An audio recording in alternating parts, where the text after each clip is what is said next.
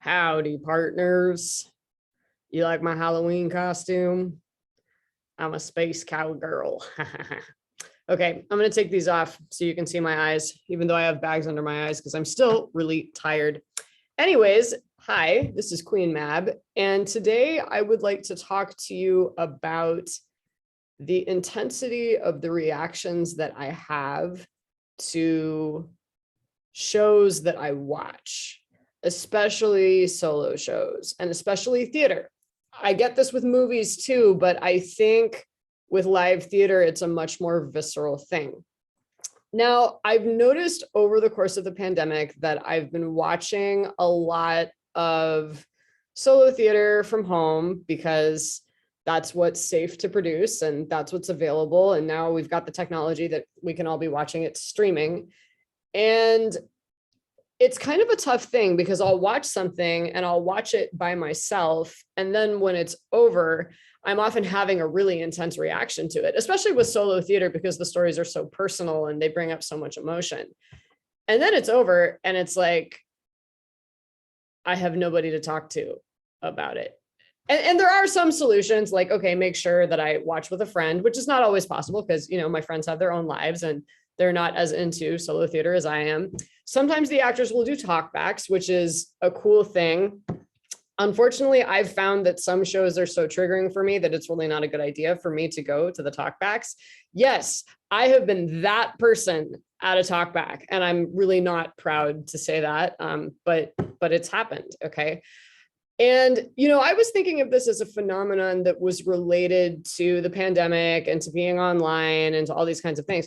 But then I had to backtrack and realize that for all my life as a theater goer, and again, I'm very fortunate to have had the privilege to see a lot of theater, and I want to make sure I acknowledge that. But I've always had really, really intense reactions to shows, and it's always been difficult for me to find safe ways to process that. I'll give you a few examples. The first example is the Beauty Queen of Lenan. I forget who it's by. I know it's by a man. I looked that up later, and I kind of have a problem with the fact that it's by a man because it's a story about women. But it's a very disturbing story about a woman in rural Ireland living with her abusive mother. And I saw it when I was a teenager.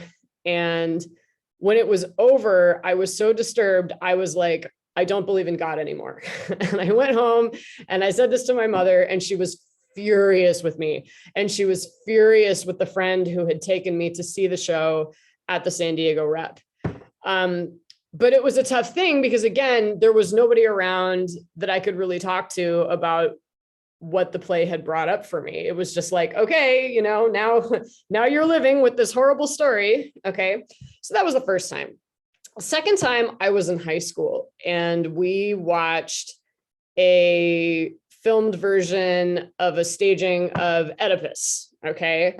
And I can't even tell you how much that messed me up. I think I was like crying in front of my whole entire class. It was really, really embarrassing. And then I went home that night and my mom had made cheesecake with red cherries all over it, like eyeballs. It was horrible. It was so bad. Oh my God. Okay. Another one that was really intense for me, and this was, again, when we were still in person and going to the theater several years ago, was Voyeurs de Venus by, oh my God, I have to look who it's by. Hang on. Crap, I lost it. Okay, well, no, wait, here it is. It is by Lydia Diamond. Okay, and I saw that one at the Moxie Theater here in San Diego. And again, everything I had read about it made it sound like it was like this fun, like almost like dancey kind of upbeat thing. And it was super, super disturbing. And, at that point, I was older than when I was in high school and I saw those other two shows. So I had better emotional coping skills, but it still wasn't great.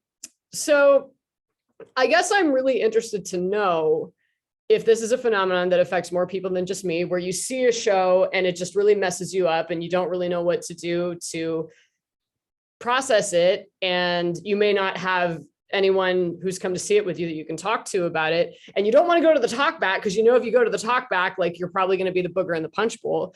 What's the solution? I'm also wondering if this could be related to my difference as a person on the spectrum, because when I watched the TED Talk that led me to learn about my neurology, Jolene Stockman talked about the fact that when she heard the crucifixion story as a kid in school, she fainted.